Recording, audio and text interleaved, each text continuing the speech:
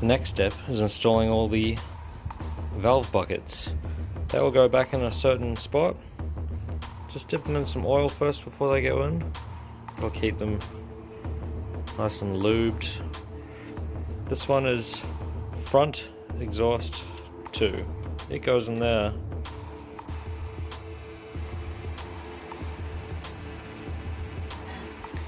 Now that that's done, I'm gonna just pump the oil galleries through with some fresh oil.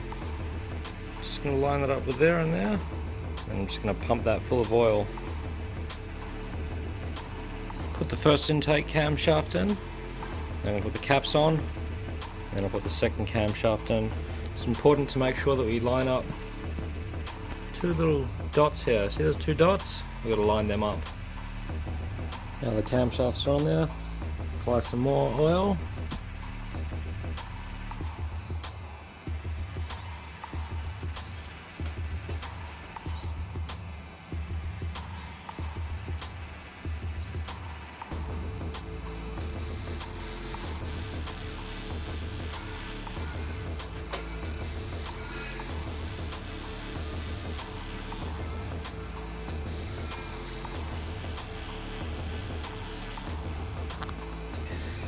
Put all the caps on. You can see that's exhaust cap 5, 4, 3, 2, intake cap 1, 2,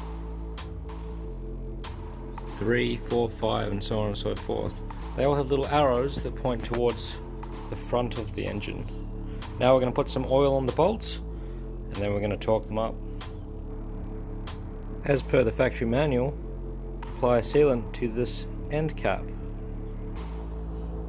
And we're going to do these bolts up finger tight to start.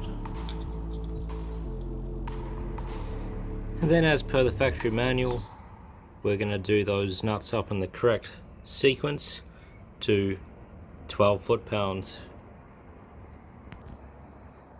And if you're like me and you're lazy, also number the bolts. That way you don't have to look at the manual so often.